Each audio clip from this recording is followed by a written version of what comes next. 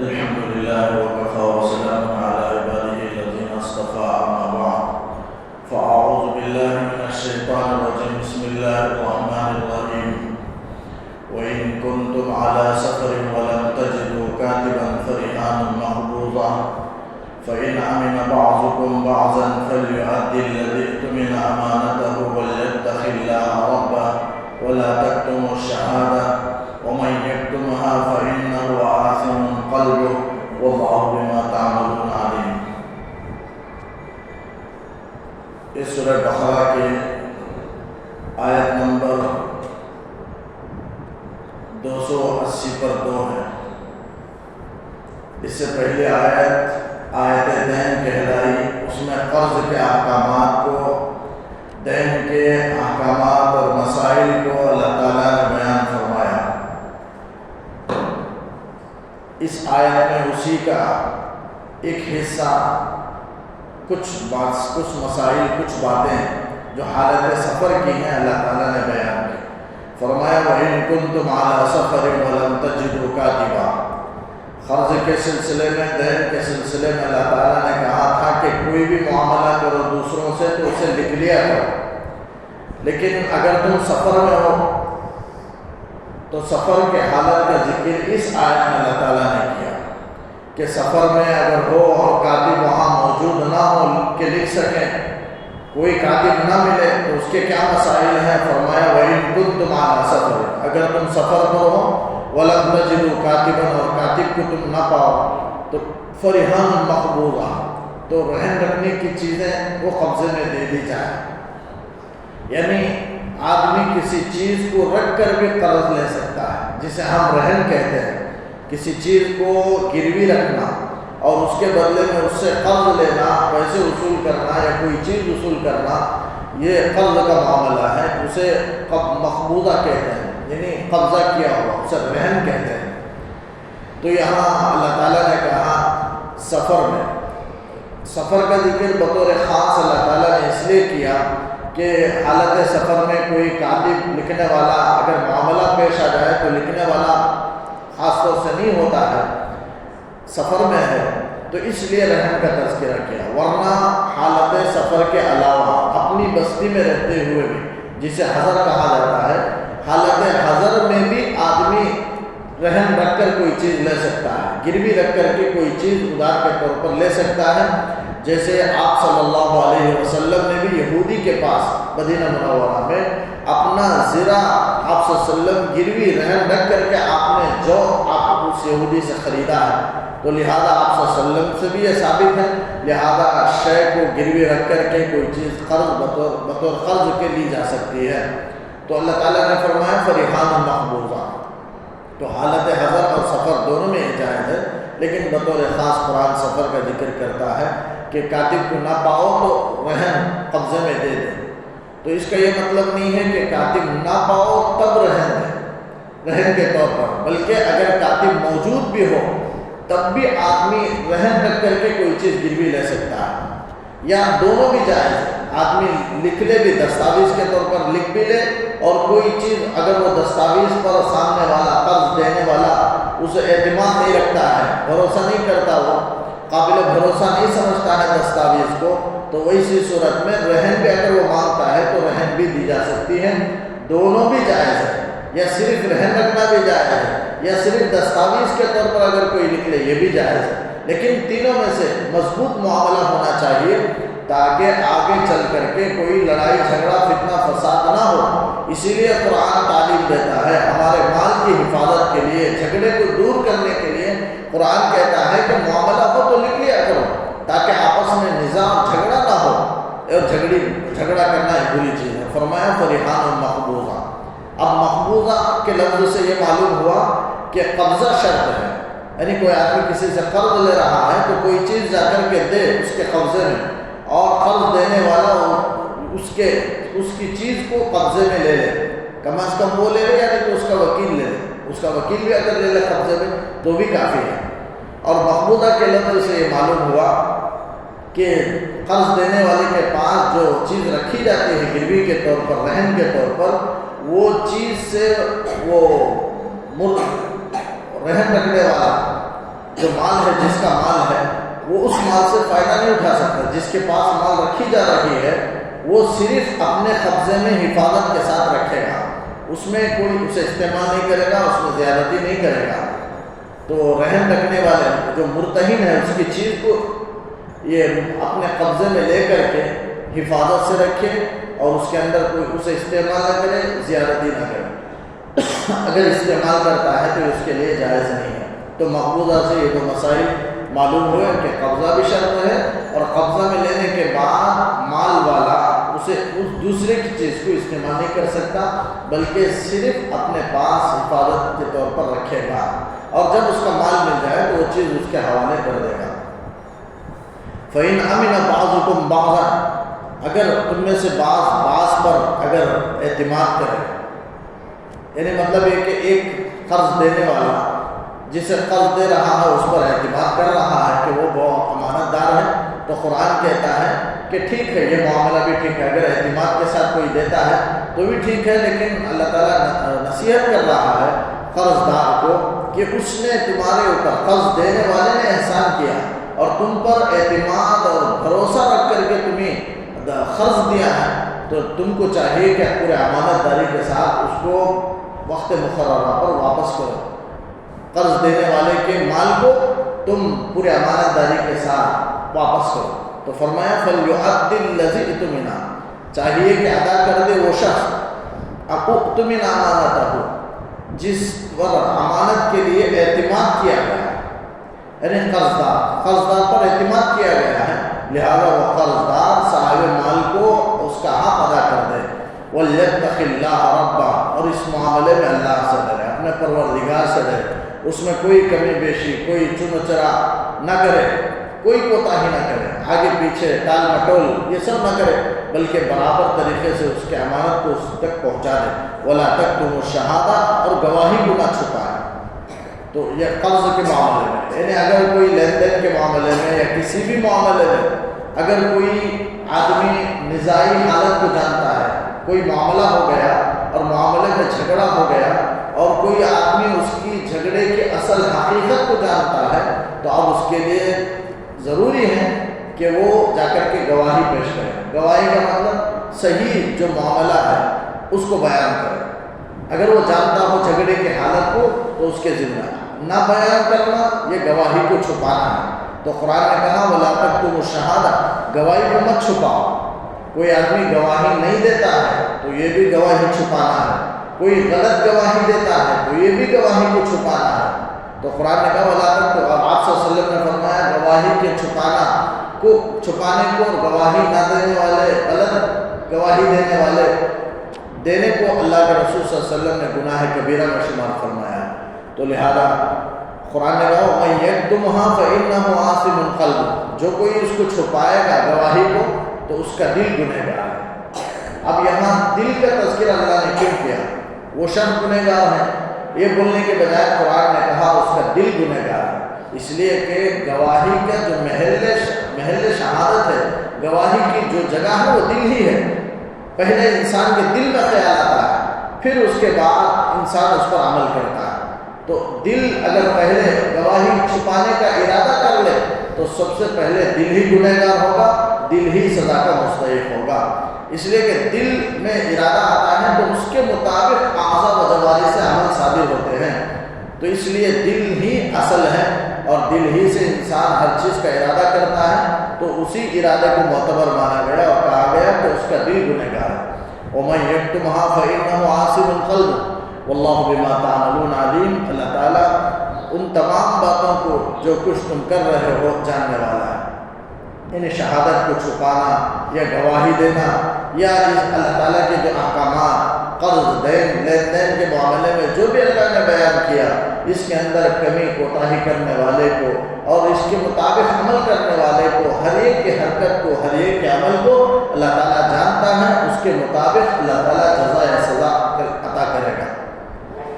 تو یہاں تک اللہ تعالیٰ نے قرض کے احکام کو بیان کیا، چونکہ دو آیتوں میں دین کے معاملے کو، اس سے پہلے آیت لمبی آیت تھی، ایک صفحے کی، گزشتہ ہفتہ میں نے بیان کر دیا، ایک آیت رکوع کی باقی رہ گئی تھی، وہ یہاں ختم ہوئی۔ اب اس کے بعد سورہ بقرہ کے آخر آخری رکوع ہے جس میں 3 آیتیں ہیں.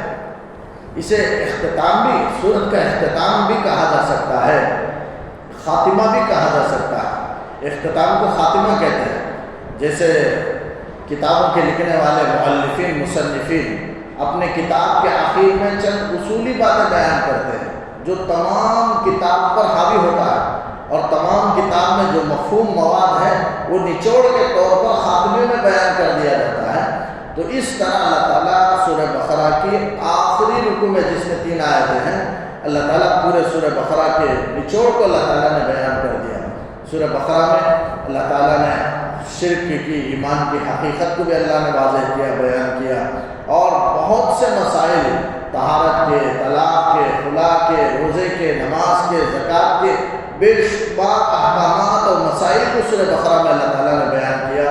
اور صدقہ، اللہ کے راستے میں جہاد کرنا اور صدقہ کرنے کی ترغیب، وہ بھی بیان کیا گیا. پھر سود، اس کے احکامات کو بیان کیا گیا، شراب کے احکامات کو بیان کیا گیا. جتنی برائیاں، کوتاہیاں اس کے اندر مفسرین نے لکھا ہے کہ 1000 احکامات ہیں، بلکہ اس سے زائد ہیں، بعد میں اس سے زائد بھی کہا ہے. اتنے احکامات کو، اتنے رموز، نکات کو، مسائل کو اللہ تعالیٰ نے سورہ بقرہ میں بیان کر دیا. اور پورے کا خلاصہ اس آخری رکوع میں اگر دیکھا جائے تو توحید بھی، رسالت بھی، آخرت بھی اللہ نے بیان کیا، اور زندگی کے مختلف مسائل کو، احکام کو بھی اللہ نے بیان کیا. تو ایک نچوڑ کے طور پر اللہ نے آخر کی 3 آیتوں میں توحید کو بھی ثابت کیا، رسالت کو، آخرت کو دوبارہ اللہ تعالیٰ بیان کیا. فرمایا للہ ما فی السماوات و ما فی الارض، اللہ ہی کا ہے جو کچھ آسمانوں میں ہے اور جو کچھ زمینوں میں ہے. یعنی آسمان بھی اللہ کی، زمین بھی اللہ کی بنائی ہوئی اور اللہ کی ملکیت کی ہے.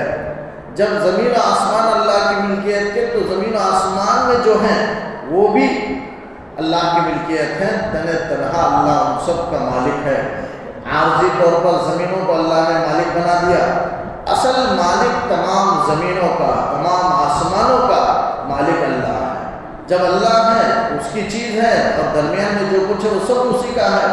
تو اس زمین و آسمان میں اور ان کے درمیان میں اللہ اپنا قانون جیسے چاہے بنا سکتا ہے، جیسے چاہے دنیا کے نظام کو اللہ تعالیٰ چلا سکتا ہے. اس لیے کہ سب، ہر چیز، آدمی جب مالک ہوتا ہے اپنی چیز کا، تو اپنی چیز میں جیسے چاہے وہ تصرف کر سکتا ہے، تصرف کرتا ہے، اور جیسے چاہے اس میں آدمی اسے استعمال کرتا ہے.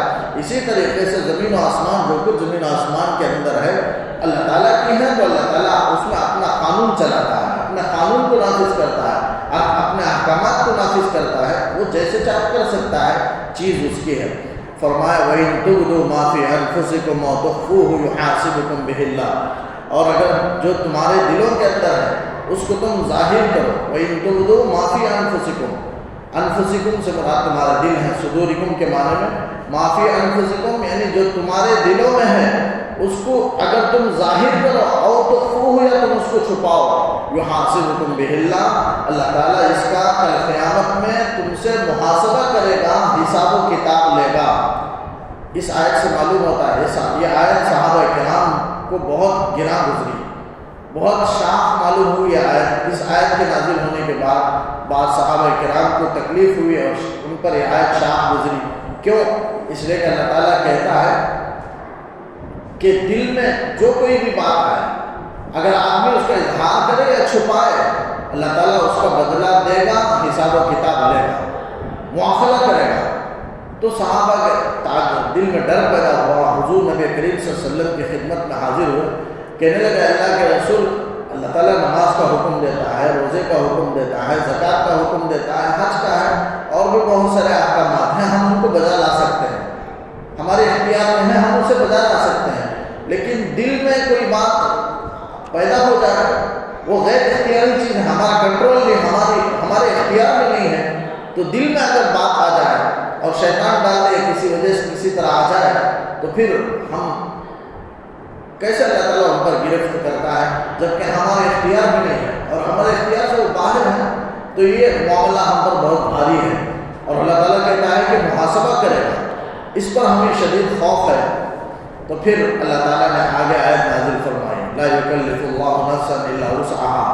آگے اللہ تعالیٰ کہتا ہے کہ کسی کو اس کے وسعت سے بڑھ کر اللہ تعالیٰ تکلیف نہیں دیتا. آگے آیت میں ہے تو بہرحال صحابہ نے وہ یہ کہا.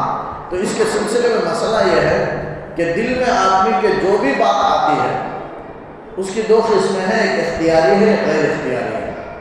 غیر اختیاری کا مطلب ہے کہ انسان کے کنٹرول میں نہیں ہے، انسان سوچ کر کے وہ خیال دل میں نہیں لاتا، خود بخود آ جاتے ہیں، اسے غیر اختیاری کہتے ہیں. وہ معاف ہے، غیر اختیاری پر مواخذہ نہیں ہوگا. لیکن اختیاری ہے، اب اختیاری غیر اختیاری میں بھی بعض صورتیں ایسے ہیں دل میں خیال آ کر کے چلا جاتا ہے. بعض وقت میں خیال آتا ہے، تھوڑی دیر رہتا ہے، پھر چلا جاتا ہے. بعض وقت ایسا ہوتا ہے دل میں خیال آتا ہے اور تھوڑی دیر بہت دیر رہتا ہے اور انسان کرنے نہ کرنے کا فیصلہ کرتا ہے. یہ 3 مرحلہ. پھر ایک چوتھا مرحلہ آتا ہے کہ دل میں خیال آتا ہے، بہت دیر رہتا ہے، کرنے نہ کرنے کا خیال بھی ہو جاتا ہے اور پختہ ارادہ بھی کر لیتا ہے کہ یہ کام مجھے کرنا ہی ہے. اگر یہ جو چوتھا درجہ ہے، مجھے کام کرنا ہی ہے، اگر وہ گناہ کا فعل ہے تو پھر علماء نے لکھا ہے کہ پکا یقین اور پکا ارادہ ہو جانے کی وجہ سے ایک گناہ اس کے نام عمل لکھ دیا جائے گا. وہ پکے ارادے پر بھی اللہ تعالیٰ مواخذہ کریں گے. تو یہ ایک ہے، غیر اختیاری میں ایک ہے.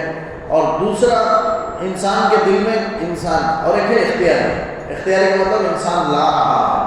اب لا رہا ہے تو اگر ایسے خیالات ہلکے پھلکے ہوں تو معاف ہے، لیکن اگر خطرناک خیالات بہت خطرناک ہیں، گناہ کی باتیں ہیں، دل میں لا کر کے اسے بسا رہا ہے اور بہت دیر تک اسے تصور میں لا رہا ہے، سوچ رہا ہے اور اس میں مزے لذت حاصل کر رہا ہے، گرچہ وہ فعل سامنے موجود نہیں ہے لیکن ذہن میں تصور کر کے وہ مزے لے رہا ہے اور اسے ذہن میں جما رہا ہے، تو پھر علماء نے لکھا ہے کہ اس کا بھی مواخذہ ہوگا.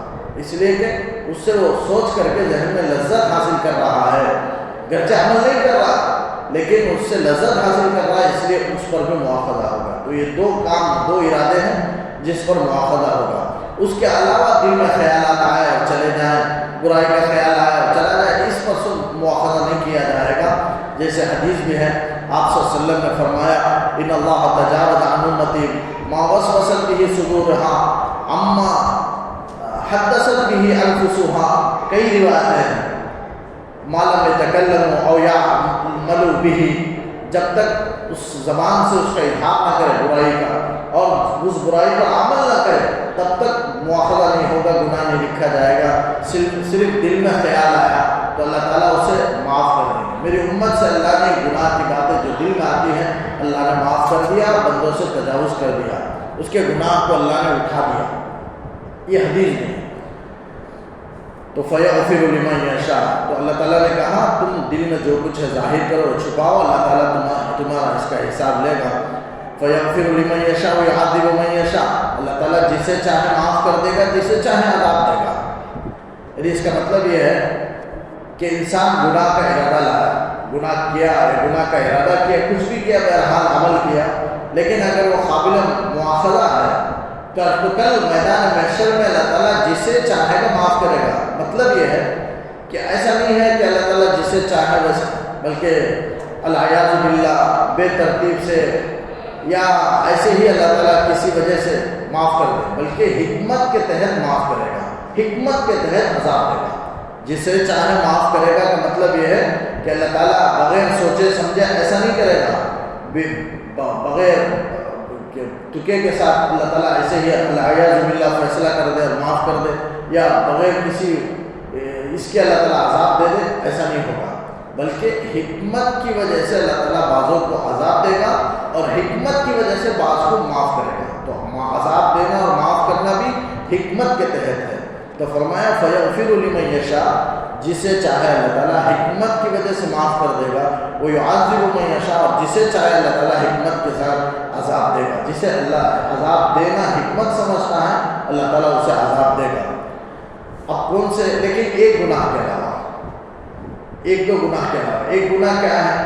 وہ ہے شرک. شرک آدمی کیا، اگر وہ توبہ کیے بغیر اگر خدا نخواستہ مشرک کا انتقال ہو جائے، مشرک سے مراد مسلمان بھی ہو سکتا ہے، 5 وقتہ نمازی ہے لیکن اللہ کے ساتھ درگاہ پرست بھی ہے، اللہ کے ساتھ شریک بھی کر رہا ہے، چاہے وہ کسی بھی صفات میں اللہ کے ساتھ شریک کر لے تو وہ مشرک ہے، اور اللہ تعالیٰ مشرک کی معافی نہیں کرتے۔ ان اللہ لا یغفر، قرآن کی دوسری جگہ آیت ہے، ان یشرک بہ، لا یغفر ان یشرک بہ ویغفر ما دون ذلک لمن یشاء۔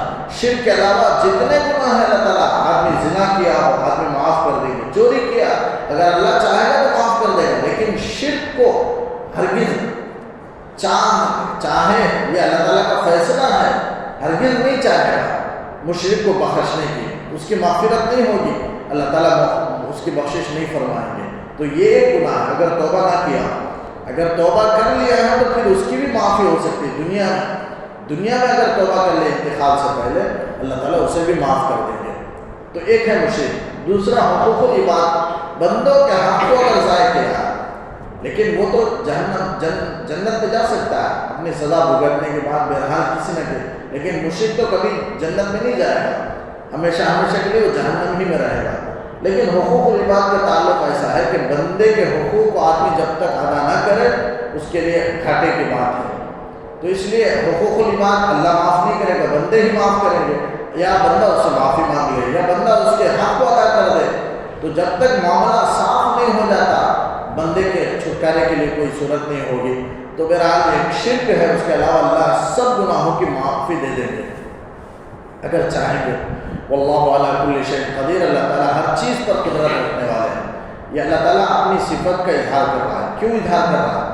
یعنی عذاب دینے میں، معاف کرنے میں کسی کا دباؤ نہیں پڑے گا اللہ پر۔ ایسا نہیں ہے کہ اللہ بے بس ہے، کمزور ہے، کوئی اللہ پر دباؤ ڈال رہا ہے جس کی وجہ سے وہ معاف کر دیا، ایسا ہرگز نہیں ہے، بلکہ اللہ تعالیٰ پورا قدرت رکھتا ہے، کامل، اس کے صفات کامل ہیں، اور اللہ بڑی قدرتوں کا مالک ہے، وہ مجبور نہیں ہے، وہ کسی چیز میں مجبور نہیں ہے، سب چیز میں، سب صفات میں اللہ تعالیٰ کامل و مکمل ہے۔ اسے ہرگز یہ نہ سمجھے عذاب دینے، معاف کرنے کے اعتبار سے کہ وہ بے بس ہے یا مجبور ہے، کسی کا دباؤ ہے، ایسا ہرگز نہیں ہوگا۔ اللہ تعالیٰ سب چیز پر قدرت رکھنے والا ہے۔ آمن الرسول بما انزل الیہ من ربہ والمؤمنون،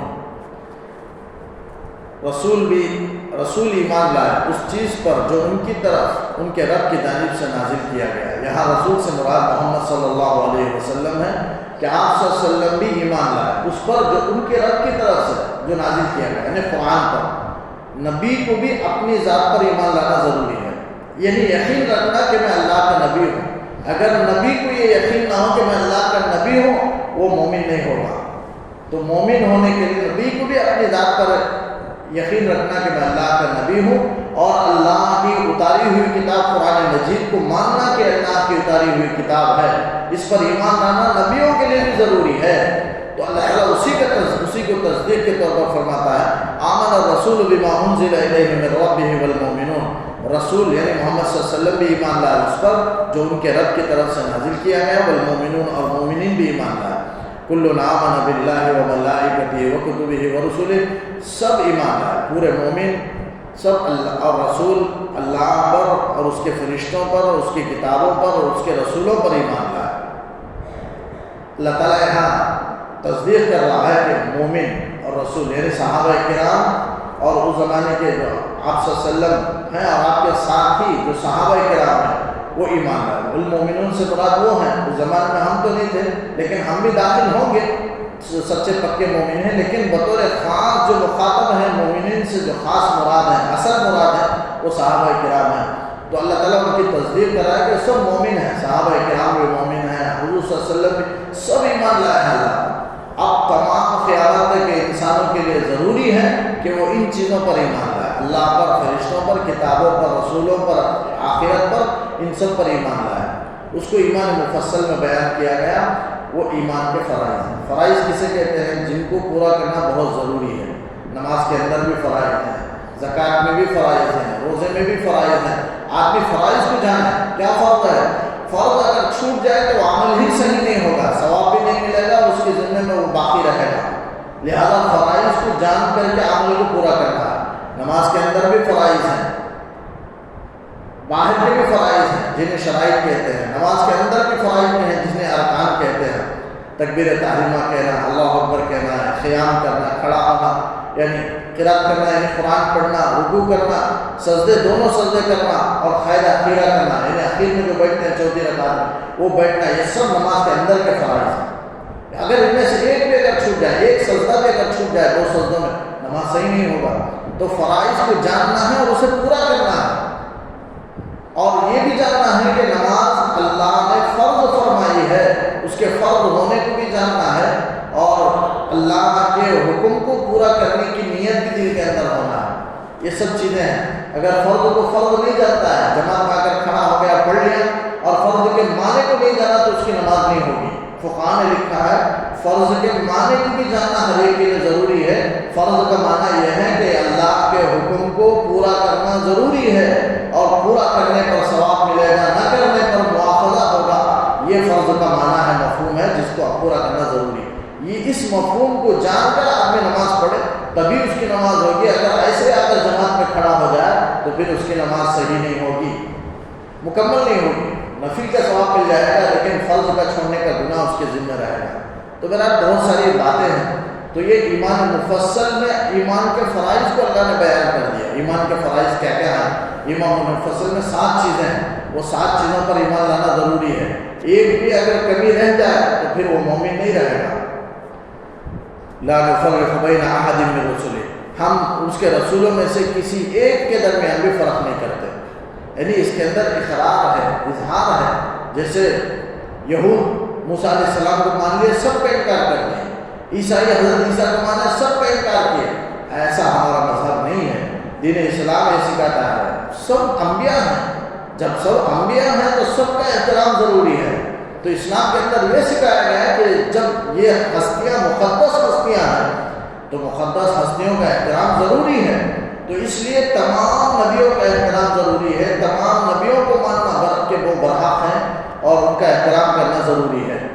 یہود و نصارہ کی طرح اسلام نہیں ہے، یہودیت کی طرح، عیسائیت کی طرح، یہودیوں عیسائیوں کی طرح مسلمان نہیں ہے، بلکہ مسلمان ان کے جو موسیٰ نبی ہیں موسیٰ علیہ السلام، اور عیسائیوں کے جو نبی عیسیٰ علیہ السلام، ہم دونوں کا احترام کرتے ہیں۔ اور ہمارے آخری پیغمبر حضرت محمد رسول اللہ صلی اللہ علیہ وسلم کو بھی ہم مانتے ہیں، آپ کا دل و جان سے بڑھ کر آپ سے محبت رکھتے ہیں اور آپ کا احترام رکھتے ہیں۔ تو بہرحال ایمان ضروری ہے، تو تفریق نہیں کرنا ہے بلکہ تمام انبیاء کو ماننا ہے، سب پر ایمان لانا ضروری ہے۔ ایک نبی کو بھی انکار کرتے نبی کا بھی تو پھر آدمی کافر ہو جائے گا۔ تو لا نفرق بین احد من رسلہ وقالوا سمعنا واطعنا غفرانک ربنا والیک المصیر، اور وہ کہتے ہیں کہ ہم نے سنا، یعنی صحابہ کرام کہتے ہیں، یہودی کہنے لگے سمعنا وعصینا، ہم سنا لیکن ہم نہیں کریں گے، اللہ کے حکم کو پورا نہیں کریں گے، نافرمانی کریں گے، یہ یہودیوں نے کہا۔ لیکن صحابہ نے کہا سمعنا واطعنا، ہم نے توجہ سے اللہ کے حکم کو سن لیا ہے اور ہم اللہ کے حکم کی خوشدلی کے ساتھ اطاعت کریں گے، یہ صحابہ نے فرمایا۔ تو ہم کو بھی یہی کہنا ہے سمعنا واطعنا، اللہ تعالیٰ سے کہنا ہے کہ اللہ ہم تیرے حکم کو توجہ سے سنتے ہیں اور تیرے حکم کو، تیری رغبت میں، تیرے خوف میں ہم تیری اطاعت کو، تیرے حکم کو بجا لاتے ہیں۔ غفران اگر تو ہماری مغفرت فرما، ربنا اے ہمارے رب، والیک المصیر، اور تیری ہی طرف لوٹنا ہے۔ یعنی اللہ سے عاجزی کرے، مغفرت طلب کرے اور اقرار کرے کہ لوٹنا ہے سب کو، یعنی آخرت پر اس میں یقین کا اظہار ہے، یقین کا اظہار کرے، اپنے ایمان کا، اللہ کے رب ہونے پر راضی ہونے کا اظہار کرے، کہیں کہ رضیت باللہ ربا، میں اللہ کے رب ہونے پر راضی ہوں، وبالاسلام دینا، اور دین اسلام کے ہمارے دین ہونے پر میں راضی ہوں، وبمحمد النبی صلی اللہ علیہ وسلم، اور محمد صلی اللہ علیہ وسلم ہمارے نبی ہونے پر، میرے نبی ہونے پر میں راضی ہوں۔ یہ بار بار آدمی اقرار کرتا رہے، رضیت باللہ ربا وبالاسلام دینا وبمحمد النبی صلی اللہ علیہ وسلم۔ تو یہاں بھی اقرار ہے کہ اللہ تیری ہی طرف لوٹ کر جانا ہے۔ لا یکلف اللہ نفسا الا وسعها، اللہ تعالیٰ اس پر یہ آیت نازل فرمائے، وَإِن تُبْدُوا مَا فِي أَنفُسِكُمْ، دل میں جو خیال پیدا ہوتا ہے اللہ محاسبہ کرے گا۔ تو صحابہ کو ڈر پیدا ہوا تو پھر اللہ آ کر حضور کی خدمت میں پوچھنے لگے، تو اللہ نے یہ آیت نازل فرمائی کہ لا یکلف اللہ نفسا الا وسعها، اللہ تعالیٰ کسی انسان کو اس کی طاقت اور اس کی حیثیت، اس کے وسعت سے بڑھ کر اللہ تکلیف نہیں دیتا۔ ہاں نماز کا حکم دیا، آدمی پڑھ سکتا ہے، ایسا نہیں ہے پڑھنے کی وجہ سے بہت مشکل ہے جان نکل جائے گی، ایسا ہرگز نہیں۔ روزے کا حکم دیا تو انسان کی استطاعت میں ہے، 1 مہینہ انسان رکھ سکتا ہے آسانی سے، 2 مہینہ بھی رکھ سکتا ہے، 3 مہینہ، بلکہ استطاعت کے مطابق بھی اللہ نے حکم نہیں دیا، استطاعت سے بہت کم اللہ نے حکم دیا ہے۔ لیکن استطاعت سے بڑھ کر تو بات ہی نہیں ہے، کسی کو اللہ اتنا زبردست حکم بوجھل والا اللہ نے حکم نازل نہیں کیا۔ شریعت کے پورے احکامات پر انسان عمل کر سکتا ہے، اگر وہ یہ اور بات ہے کہ انسان کا نفس نہیں چاہتا، اس کی وجہ سے اسے بوجھ محسوس ہوتا ہے، ورنہ انسان بحیثیت انسان مومن ہونے کے اعتبار سے، انسان ہونے کے اعتبار سے اللہ کے حکم کو وہ پورا کر سکتا ہے۔ کوئی حکم ایسا نہیں ہے جو انسان کی طاقت سے باہر ہے، اللہ جانتا ہے۔ لا یکلف اللہ نفسا، یہاں تک اسی لیے آدمی اگر حادثے کا شکار ہو جائے آدمی، تو آدمی بے ہوش ہو جاتا ہے۔ کیوں؟ جب تکلیف اس کے حد سے، اس کی طاقت سے بڑھ جاتی ہے، سہ نہیں سکتا ہے تکلیف کو، تو فوراً بے ہوشی طاری ہو جاتی ہے۔ تو اس موقع پر بھی تاکہ اسے زیادہ تکلیف محسوس نہ ہو، اس کی استطاعت سے وہ تکلیف بڑھ گئی تو بے ہوش ہو جاتا ہے انسان، اور بے ہوشی میں کچھ بھی احساس نہیں ہوتا۔ تو اس طرح اللہ تعالیٰ بندے کی حفاظت کرتا ہے، نفس اس کی وسعت سے بڑھ کر تکلیف نہیں دیتا۔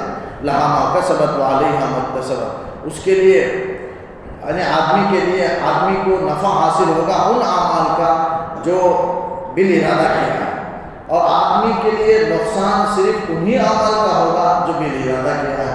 یعنی اپنے ارادے سے نیک عمل کرے تو اس کا ثواب اسے ملے گا، اپنے ارادے سے اگر کوئی برائی کرے تو اس کا برائی، اس کا سزا اسے ملے گا۔ تو ہر آدمی کا عمل کی سزا اسی کو ملے گی، عمل کی جزا اسی کو ملے گا، دوسرے کے عمل کی جزا دوسرے کو نہیں ملے گی، بلکہ ہر ایک کا عمل اس کے ساتھ ہے، بدلہ بھی اسی کے ساتھ ہے۔ ربنا، آخر میں ایک دعا اللہ تعالیٰ نے سکھلائی، آخر میں وہ دعا سے اس صورت کا اختتام ہو رہا ہے۔ ربنا لا تؤاخذنا ان نسینا او اخطأنا، حضور نے دعا فرمائی، اللہ تعالیٰ نے سکھایا، الہام کیا، آپ کے دل میں ڈالا، اور آپ صلی اللہ علیہ وسلم نے یہ دعا مانگی، ربنا لا تؤاخذنا، اے اللہ تو ہمیں مؤاخذہ نہ فرما، پکڑ نہ فرما، گرفت نہ فرما، ان نسینا او اخطأنا، اگر ہم سے بھول ہو جائے، ہم سے غلطی ہو جائے۔ بھول کہتے ہیں انسان بھول سے، جیسے آدمی کوئی کام کر دیتا ہے، کرنا نہیں چاہتا تھا بہرحال بھول سے، اور خطا کے معنی ہے غلطی، یعنی آدمی وہ اس راستے پر جانا نہیں چاہتا تھا لیکن کسی وجہ سے چلا گیا، بھول کر کے وہ خطا غلطی سے چلا گیا۔ جیسے کوئی آدمی کسی کو نشان بکری سمجھ کر کے گولی کو نشان لگائی اس کو شکار کرنے کے لیے، لیکن آدمی تھا اور اسے لگ گیا، تو یہ سب خطا ہے، غلطی ہے، یعنی کوئی عمل کرنا چاہتا تھا لیکن کچھ ہو گیا، اسے خطا کہتے ہیں۔ اور ایک ہے بھول، تو یہ خطا اور بھول اس امت سے معاف ہے، جان بوجھ کر کوئی گناہ کرے اس پر مواخذہ ہے، اس کے علاوہ نسیان ہو جائے، خطا ہو جائے، یہ دونوں معاف ہے۔ تو اللہ تعالیٰ نے حضور دعا کر رہے ہیں، ربنا لا تؤاخذنا ان نسینا واخطأنا، اے ہمارے رب تو ہم مواخذہ نہ فرما، گرفت نہ فرما اگر ہم سے بھول ہو جائے، خطا ہو جائے۔ ربنا ولا تحمل علینا اصرا، اے اللہ ہم پر ایسا بوجھ نہ ڈال، کما حملتہ علی الذین من قبلنا، جیسے ہم سے پہلے لوگوں پر تم نے ڈالا ہے۔ یعنی اس میں اشارہ ہے بنی اسرائیل کی طرف، یہودیوں کی طرف، چونکہ اس سورہ میں یہودیوں کا کثرت سے ذکر ہے، اور اس میں اشارہ ہے کہ بنی اسرائیل پر اللہ نے بہت سخت ذمہ داری ڈالی، ان پر جو احکامات تھے سخت احکامات تھے، چونکہ وہ قوم بہت نافرمان قوم تھی، سخت قوم تھی، ان پر احکامات بھی ویسے ہی تھے۔ توبہ، اگر وہ توبہ کرنا چاہے، ہمارے اس میں توبہ یہ ہے کہ آدمی سچے دل سے توبہ کر لے، دل میں ارادہ کر لے آئندہ نہیں کروں گا، تو یہ توبہ ہے، سارے گناہ اس کے معاف ہو جائے گا اگر توبہ کر لیا ہے۔ لیکن بنی اسرائیل میں توبہ اگر کوئی کرنا چاہتا ہے تو اس کے لیے ضروری ہے کہ وہ ہاتھ میں تلوار لے اور دوسرے کے ہاتھ میں دے اور کہے کہ مجھے قتل کر دو، اسے گردن اڑانے کے بعد ہی وہی اس کی توبہ قبول ہوگی۔ لیکن ہماری امت میں اللہ کا فضل ہے کہ توبہ اس طرح نہیں ہے۔ اور بنی اسرائیل میں اگر کوئی جسم پر نجاست لگ جائے تو کپڑے کو کاٹ دینا پڑتا تھا، دھونے سے پاک نہیں ہوتا، اتنے دور کو کاٹنا پڑے گا یا اپنے حصے کو جلانا پڑے گا، یہ سخت حکم تھا۔ اور زکوٰۃ ان کے اوپر 4 حصوں میں 1 حصہ، یعنی 100 روپے میں 25 روپیہ، ہمارے اس میں 40واں حصہ ہے، یعنی 2.5 روپیہ ہے۔ 100 روپے میں 2.5 روپیہ اس امت میں زکوٰۃ فرض ہے، لیکن بنی اسرائیل میں 1/4 حصہ یعنی 25 روپیہ فرض تھا زکوٰۃ، تو یعنی 1/4 حصہ مال میں فرض تھا زکوٰۃ۔ تو ایسے ان کے احکامات، رات کو گناہ کرتے تو صبح کو دروازے پر لکھ دیا جاتا تھا اس نے کیا گناہ کیا ہے۔ اللہ کا شکر ہے کہ اس امت پر اللہ نے حفاظت کر لیا، بچا لیا۔ ربنا ولا تحمل علینا اسرا، اب یہاں اسرا سے مراد عذاب بھی ہو سکتا ہے۔ بنی اسرائیل پر جو تو نے عذاب نازل فرمائے ویسا عذاب ہم پر نہ ڈال، دونوں معنی ہو سکتے ہیں۔ ربنا ولا تحمل علینا اسرا، ہم پر ایسا بوجھ نہ ڈال کہ کما حملت علی الذین من قبلنا، ہم سے پہلے لوگوں پر تو نے ڈالا تھا۔ ربنا ولا تحملنا ما لا طاقت لنا به، اے اللہ ہم پر ایسا بوجھ بھی نہ ڈال کہ جس کی ہم طاقت نہ رکھ سکے، استطاعت نہ رکھ سکے، ہماری طاقت سے بڑھ کر ہم کو کوئی حکم نہ دے، ہمارے طاقت سے بڑھ کر کوئی مصیبت ہم پر نہ ڈال، ہماری طاقت سے بڑھ کر ہم پر کوئی عذاب نہ بھیج۔ یہ سارے مفہوم اس کے اندر ہے۔ واعف عنا، اے اللہ ہم سے درگزر فرما، ہم کو معاف فرما۔ معاف فرمانے کا مطلب ہے کہ بندہ گناہ کیا، اللہ سے توبہ کیا، معافی طلب کیا، اللہ نے کہہ دیا معاف کر دیا، تو یہ معافی ہے، یہ درگزر ہے۔ واغفر لنا، ہماری مغفرت فرما۔ مغفرت یہ ہے کہ وہ نام عمل سے وہ گناہ کو مٹا دینا، فرشتوں سے بھلا دینا، نام عمل سے مٹا دینا، اور اس کے جہاں جہاں گواہ ہیں وہ تمام گواہوں کو ختم کر دینا، یہ واغفر لنا ہے، ہماری مغفرت فرما۔ ورحمنا، ہم پر رحم فرما۔ انت مولانا، تو ہی ہمارا مددگار ہے، تو ہی ہمارا ناصر ہے، تو ہی ہمارا حامی ہے، تو ہی ہمارا کارساز ہے، تو ہی ہمارا سب کاموں کا بنانے والا ہے۔ یہ اللہ تعالیٰ سے کہہ رہے ہیں انت مولانا فانصرنا علی القوم الکافرین، قوم کافر کے خلاف تو ہماری مدد فرما، یعنی اگر جنگ ہو تو اس میں کامیابی عطا فرما۔ کل قیامت کے میدان میں آئے تو قیام حجت مکمل طور پر قائم کرنے کی توفیق عطا فرما، قیام حجت میں اور قتال جنگ میں کامیابی کے فتح کے طور پر کافرین کے مقابلے میں ہماری مدد فرما۔ یہ سب ایک یہاں تک سورہ بقرہ ختم ہوا۔ اس کے آخری آیت کے ہر حصے پر اللہ تعالیٰ نے کہا کہ اے نبی میں نے ایسا ہی کر دیا، قد فعلتو، حدیث میں آتا ہے آپ نے دعا فرمائی اے اللہ معاف وغیرہ فرما ہمارے بھول پر خطا پر، تو اللہ نے کہا ٹھیک ہے میں ایسا ہی کروں گا۔ پھر ربنا ولا تحمل علینا اسرا پڑھی تو اللہ نے کہا میں ایسا ہی کروں گا۔ پھر فرمایا ہمارے مغفرت فرما، معاف فرما، تو اللہ نے کہا میں نے معاف کر دیا۔ مغفرت فرما، میں نے مغفرت کر دی۔ ورحمنا، ہاں میں رحم کروں گا۔ فانصرنا علی القوم الکافرین، ہاں قوم کافر کے خلاف تمہاری مدد کروں گا۔ اس وقت میں اللہ نے قبول کر لیا اور نبی سے اللہ نے وعدہ کر دیا۔ حدیث میں آتا ہے کہ قد فعلتو، یعنی اس کا مطلب ہے کہ میں ایسا ہی کروں گا اور ایسا ہی کر دیا، اللہ نے خبر دے دی کہ میں ایسا ہی کر دیا۔ یہ سورہ بقرہ کا یہاں اختتام ہوا۔ آخر کی 2 آیتیں اس کی بڑی فضیلت ہیں، یہ بلکہ پوری صورت یہ طویل ترین صورت ہے، اسے سنام القرآن بھی کہا جاتا ہے، یعنی قرآن کا بلند حصہ، جیسے اصل سنام کہتے ہیں اونٹ کے پیٹھ میں جو کوہان ہوتا ہے، بلند حصہ ابھرا ہوا ہوتا ہے، اسے سنام کہتے ہیں عربی میں کوہان، ویسے قرآن مجید کا بلند حصہ یہ ہے، اسے سنام القرآن کہا جاتا ہے سورہ بقرہ کو۔ اس میں آخر کی 2 آیت ہے، اس کی بڑی فضیلت ہے، وہ کہہ کر اپنی بات ختم کرتا ہوں۔ فضیلت یہ ہے، آپ صلی اللہ علیہ وسلم نے فرمایا یہ سورہ بقرہ کی 2 آیتیں مجھے جنت کے خزانوں سے، نعمتوں سے اور عرش کے خزانوں میں سے مجھے عطا کی ہے۔